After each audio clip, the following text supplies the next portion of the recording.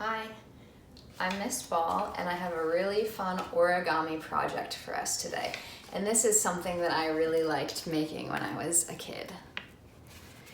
What you'll need for this project is a square piece of paper, a pencil, and some markers.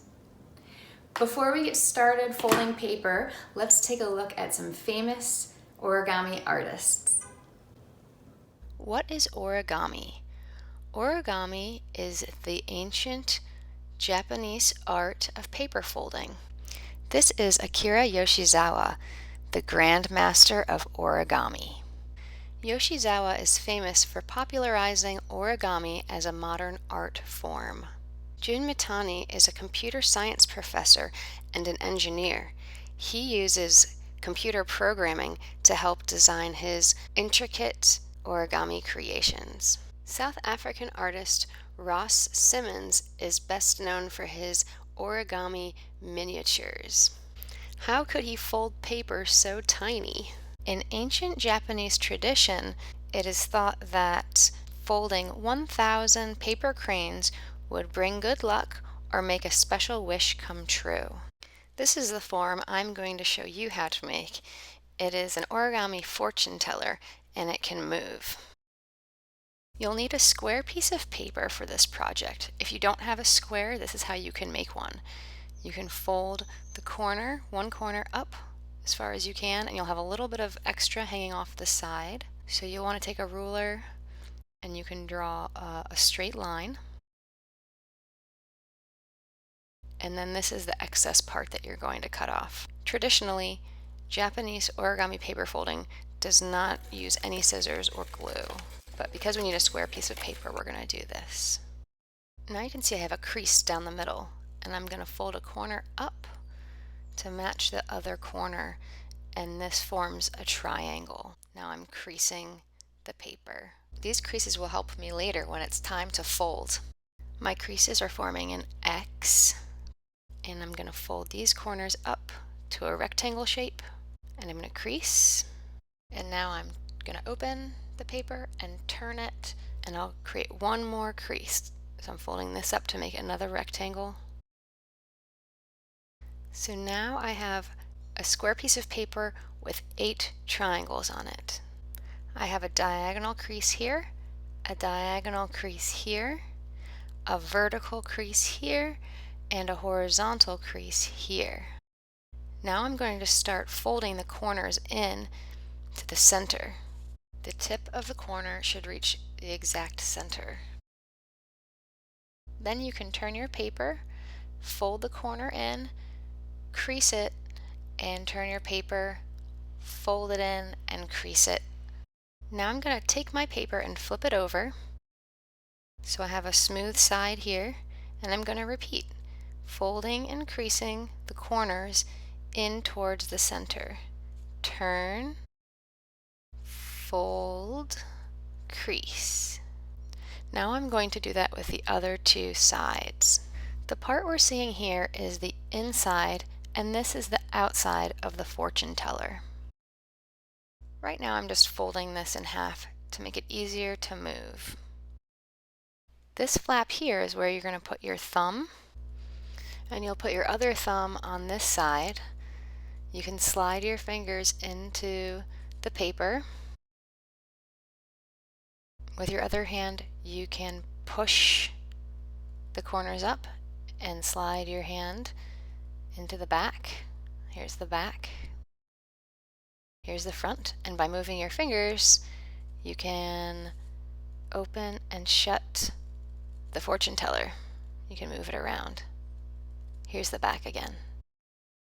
Now you're going to flatten out the inside of the fortune teller and number 1 through 8. You might want to use a pencil to number these 8 flaps. After you number your flaps, you're going to flip your paper over. This is the outside, and you can color in 4 different colors or 8 different colors. You can pick.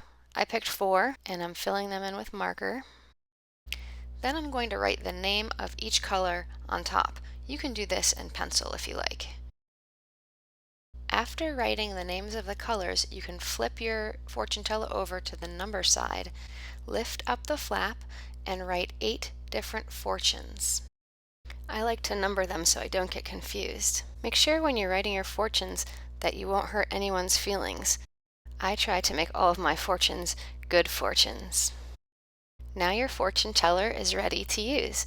Just slide your fingers back in under the colored corners, and now we're ready to play.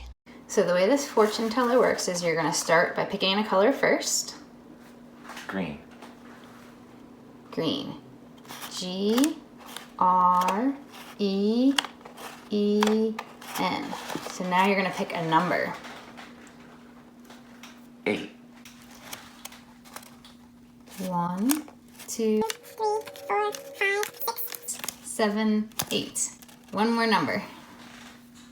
3. 3. So this is your fortune. You will be very tall. Well, I don't know about that, but... He's laughing because he's already a grown-up and he's not very tall. Besides a fortune teller, there are other things you can make with this form. Here I'm taking a pencil and I'm drawing a face on here because I think this looks like it could be a cat or a fox. So I'm drawing the inside of the mouth very lightly in pencil, and this is the outside of the face. So I'm going to draw eyes and a head and ears. This is a little tricky to draw on because it's not flat. Draw lightly with the pencil and then you can flatten it out and trace over your lines with a marker. It's a little bit confusing to draw on this form, so that's why it's really important to draw the pencil lines first when it's closed. After tracing my lines with black marker, I'm using orange to color in the face of the fox and blue to color in the background. Then I'm going to flip it over and draw the inside of the mouth and some teeth. Now I'll put my hand back inside and I've got kind of an interesting little puppet. You could make smaller ones with smaller pieces of paper or different animals or creatures. I'm noticing that the face is not sticking together, so I'm going to use a little piece of tape here and another piece of tape up here on the forehead, and that will keep the face together so only the mouth opens. I have one last thing to show you. Here you can take your fortune teller and flatten it out and draw on it. So this is the inside, and I'm drawing some fun pictures that will be very colorful. Here's the outside. I'm using a marker to draw an abstract design, and then I'll color it in with bright, colorful markers. And here you can see what it looks like as a three-dimensional fortune teller. If you make more than one that are the same size, you can easily stack them together. Which type of fortune teller do you think you'll make? I hope you enjoyed learning about origami and seeing how to make this form. I hope you do something really creative with this project at home. If you do, please post to our school's Padlet so everyone can see it. And you're also welcome to email me any pictures of things that you've made because I love to see your work. Take care and see you next time.